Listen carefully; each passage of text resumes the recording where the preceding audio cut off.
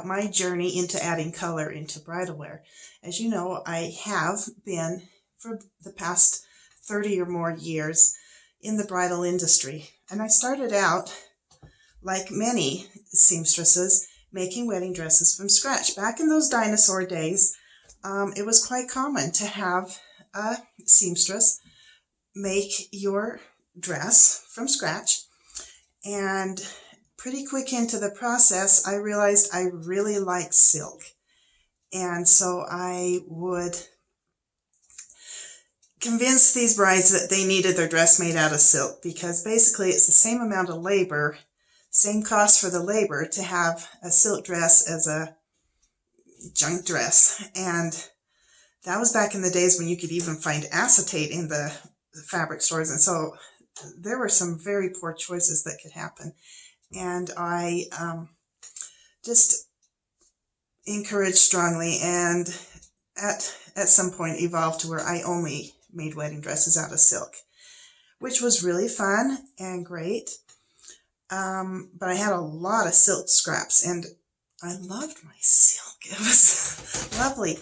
About this time, when I was starting to get quite a pile of silk scraps, I inherited some very old antique hats. I had a dear friend who, when I was a little child growing up, we lived in the same neighborhood with this little German widow and her daughter, who was also a widow. And they were good friends with my mother. And I had my birthday the same day as this sweet little, the old mother widow, little German. She had quite a heavy accent. And before she moved to America, she had worked in a millinery shop and had become quite fond of hats. And she was a tiny little lady, and most of these hats were those little tiny pillbox hats, and they were so cute and had velvet flowers and little cages, net cages. Oh my gosh, they were just amazing. And when she passed away, she was 99. She almost 3 months and she would have made it to 100 years old, and she was kind of hoping for that, and didn't happen. Anyway, I inherited a group, not her full selection, mind you, which was, but a very treasure to me collection of these antique hats, which was lovely, but I didn't know what to do with them. What to do? I mean, I had a house full of little toddlers. We were living in apartments, you know, small living conditions. Storing these hats, I don't know. I just didn't know what to do with them. And I decided, and this kind of came to me because this was also back in the dinosaur ages when mothers wanted their daughters, when they got married, they didn't just want me to sew their wedding dress. Then they wanted a porcelain doll made that had a replica of their wedding dress on it. So I was sewing wedding dresses for porcelain dolls. I personally am not a big doll person, but I was doing that, and somehow in my head I started thinking, you know, let's look at these old antique dolls. And I went and I found these patterns are actually taken off of the dolls in museums, and so they're the exact pattern that this particular doll wore.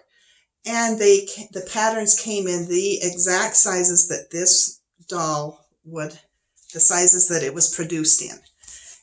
And they were beautiful, lovely, and I felt like I could make, if I made dresses to match these sweet patterns, that I could put those little pillbox hats on them.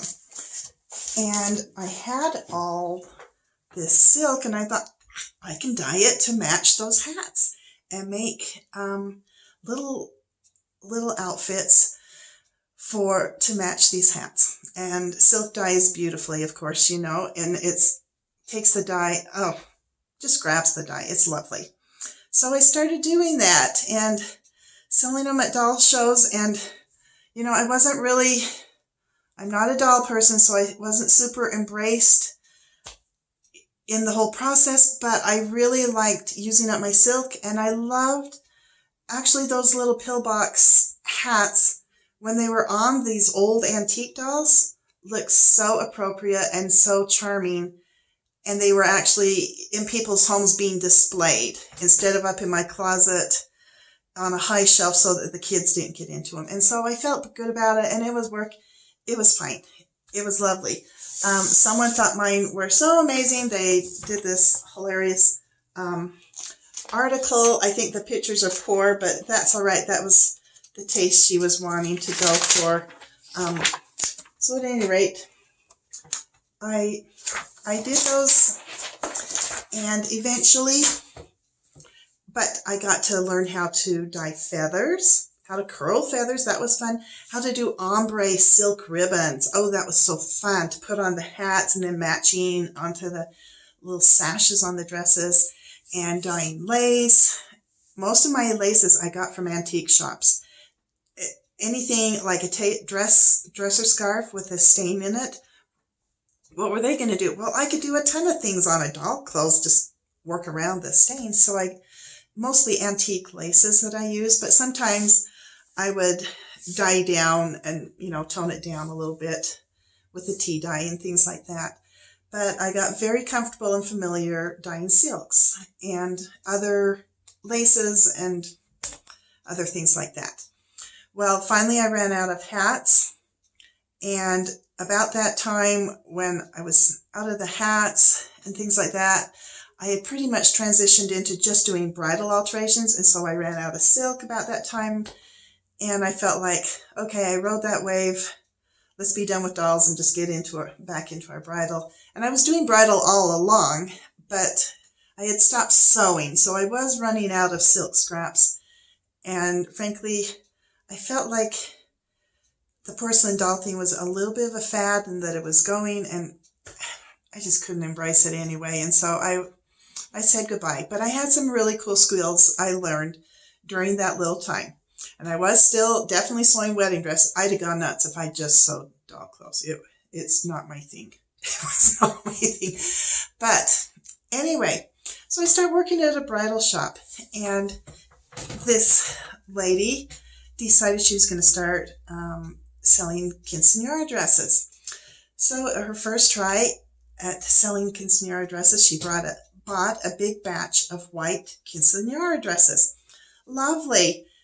And people started coming in. They're like, well, what colors do they come in? She's like, well, white. Isn't quinceañera white? And they're like, well, we need... So anyway, her budget was completely blown on all the white ones that she got. And I said, well, why don't you just let me dye some of these?